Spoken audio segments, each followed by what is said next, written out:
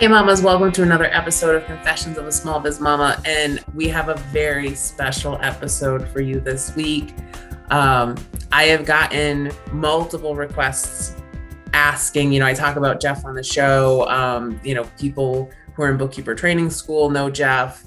So people have asked, can you just talk about how do y'all make this work? Bob Evans. So we're going to spend the next couple of episodes talking about how we make our relationship and our business work in the realm of the categories we talk about in the show, which is life, business, and parenting. And so, and trust me, we could talk about this for days and days and days and days. There might be 150 so episodes out there where we talk about this. We used to do the Small Biz Life podcast, which we had a lot of fun doing. Heartbreaking end. It broke my heart, but it needed to go. But that's another way to get lots more. If you want more of both of us, go check out Small Biz Life. Yeah, it's smallbizlife.com. So I think we're going to start talking about life because I think that's kind of where all of this has to start. So a little bit of feedback or a little bit of background about the two of us. So this is 2021. We're going to celebrate our 20th wedding anniversary this year. Yeah. Good goodness. Wow. Yeah. And you figure we've spent the last 3 years as parents. Yes. Unexpected, right? After, going on your 20th year. Yeah. And, I think one thing that has kind of helped solidify things with us. So we've been through, I had cancer at 26. So we were 6 years into our marriage, right? When I was diagnosed with cancer. We paid off boatloads of debt, right? We were so broke at one point. We've done the ramen thing and the rice and beans thing. And, I think a lot of people they see us now, and they don't really know about that part of our story. And it's at least for me, it's a lot of times I have to do a gut check. If I get frustrated, I'm just what, this isn't in the scope of all the crap that we've been through. This is nothing. That's right. It's, it's one of the things that I kind of brought in, I think, to the marriage. And another thing is we come from two very different backgrounds. I was a middle child from a Midwestern family. Kristen, it was the youngest, I guess, but in a way an only child because there's so many years between her and her other siblings. And then I found my birth father and became an oldest child. But that's a new story. Yeah, that's a new story. It has nothing to do with our backgrounds, so. But I am very much kind of a oldest only child, sort of. Yes. Yeah. And so, technically she had two siblings, but they were basically out of the house when she was born. So yeah, very little interaction on that level as siblings. And if you've had siblings close in age, you know what I mean.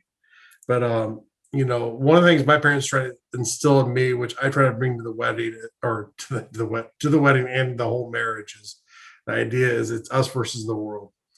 And my parents did a good job of selling that with me, and at least my older sister, and sometimes my younger sister.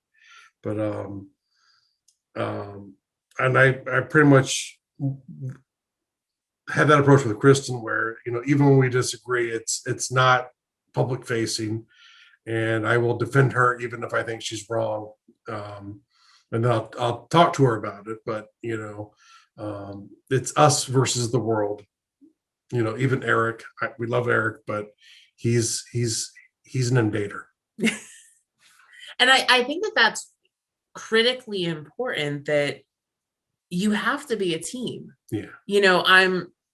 When I talk to women who are, having trouble in their relationships, there's often this us, this me versus him sort of thing going on. And there are times that we get frustrated with each other, but again, it's we always go back to the team, right? And when you think of your marriage or your relationship as a team, then all the money squabbles go away, and all of the, oh, well, I do all this work and you don't do enough work. That all goes away. Yeah. And one, it's like, as part of the team, one of the things Kristen brought to it was forcing me to talk, which is quite frustrating for any male spouse.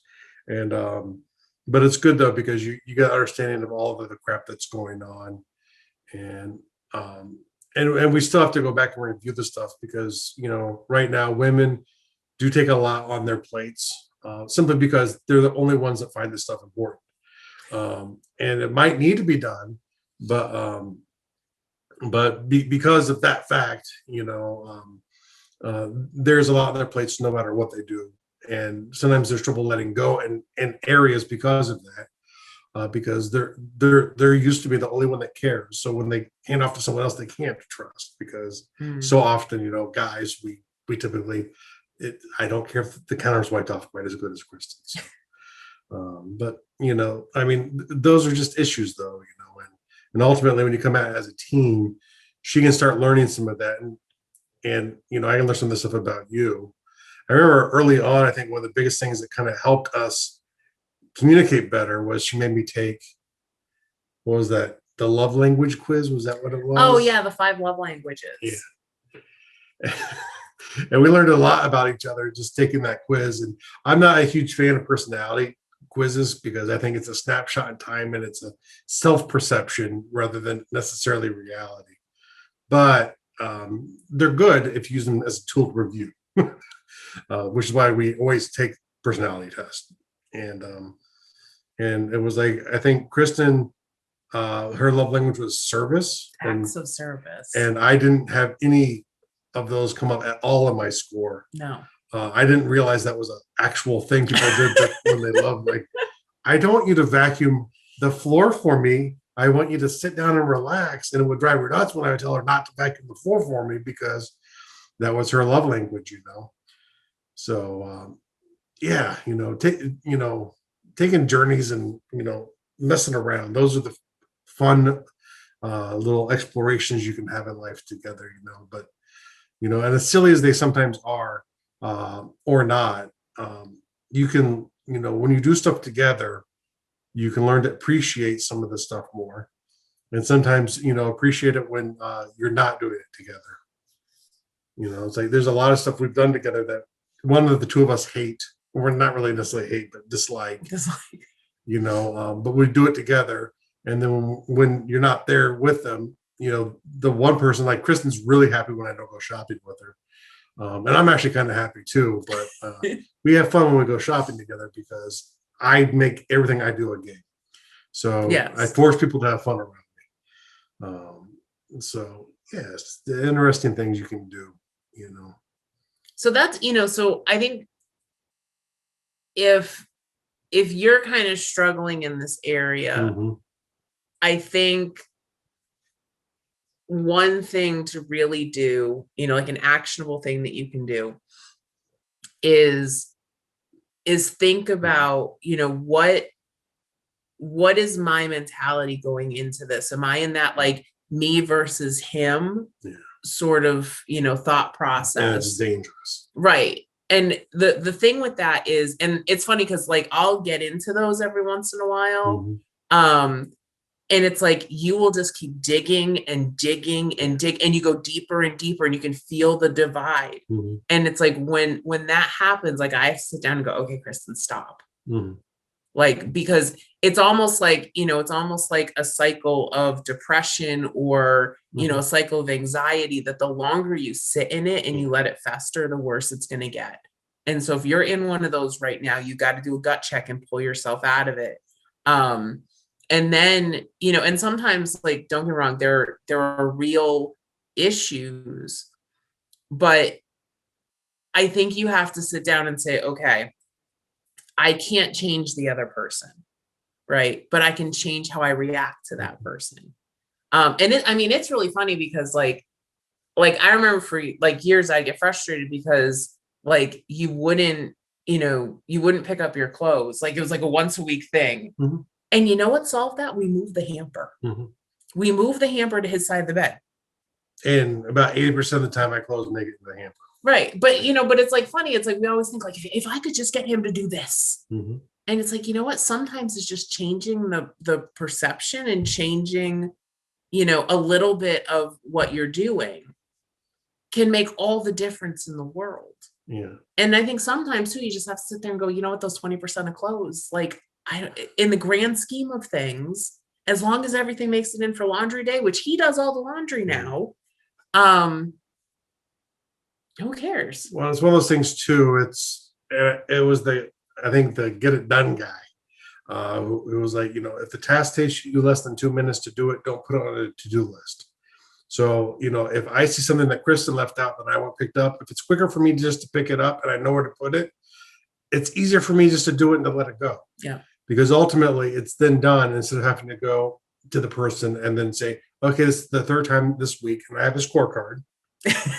And this third time that you failed, I'm going to take your books from the room. If you don't, okay, start Eric. listening. Yeah. Yes, right. But so stop keeping score. Yeah. I think that's critically important. Because the truth is you both lose that game and you both do it. And if you catch yourself doing it, don't beat yourself up over doing it.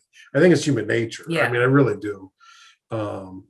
It's whatever you're doing becomes the thing that isn't fair. And that's just the way brains work. That's just the way humans are. Realize when you catch yourself thinking that way I'm thinking this way. Let me go through it and realize sometimes when they're coming at you, why are they thinking the way they are? I think normally most people want to have a healthy relationship with the person. Women have a lot of power in a way in a relationship because typically men were very poor at forming any kind of relationships that are healthy with human beings. And, so the wife is one of the few people guys can open up to. So guys typically have a desperate need to latch on to their wife if they'll let them, but it has to be a net positive. Mm-hmm. Yeah, no, absolutely. And it was the Brendan Burchard thing. And I kind of know this if you follow libertarian economics as well. Brendan Burchard and libertarian economics go in the same sentence. And but it's the idea that when you're making decisions together, and if you think of a team, it's a lot simpler. It's win-win always. Mm-hmm. And there shouldn't really just be you and your spouse doing this. It's a great place to start, but even you and your kids, you and coworkers, bosses, clients, whoever you're with, whenever you're making a deal with someone to pick up their clothes, okay, that's what I need you to do for me. What can I do for you to get there? Oh, we'll move the hamper close to your beds because you're not going to walk across the room. Let's try that. Sometimes it's experimentation to get to it, but yeah, what's the win-win? Right. And I think that's the thing is instead of pitting each other, pitting yourselves against each other, think about how you can generate those wins, right? So what is it that I can do, that's going to make both of our lives easier? And so, like I said, like the hamper is a great example because by moving the hamper, I was less frustrated. It was just kind of natural for you to like, okay, I'm going to put my clothes right here and poof, there it is. And it solved all of the, it solved all the problem. One thing that we did, we tried the fair play book method of, trying to get things done where it was like, okay, this is your pile of cards and this is my pile of cards. That did not work for us. Yeah. But what did work is we got the Passionate Penny Pinchers planner. Yeah, I like that we keep downstairs, and it's got daily, it's got like all your tasks that you do every single day. And then it's got like specific like cleaning goals every day. And we've been using that since like, I think November we started that. And it's great because like I said, like it's the team thing. So like I check in on it a couple times a day, you check in on it a couple times a day. And by the end of the day, everything's done. And the good thing is too, and the way it's laid out that makes it really work is the fact that you got a whole week where you're viewing. And so it was like last week we both had good time to be able to get stuff done, which, when you have a small business and a kid and you can't bring in babysitting, that's not always simple. Yeah. But we both had time. And I think by Thursday we had all of the weekly cleaning stuff done. Yeah. Because Kristen got a whole bunch done early, and then as her week was filling up, I had more time and I was doing stuff, and then we both kind of I know they don't like doing that, so I'm just going to go take care of that, and or like going through the refrigerator. Okay, looks good.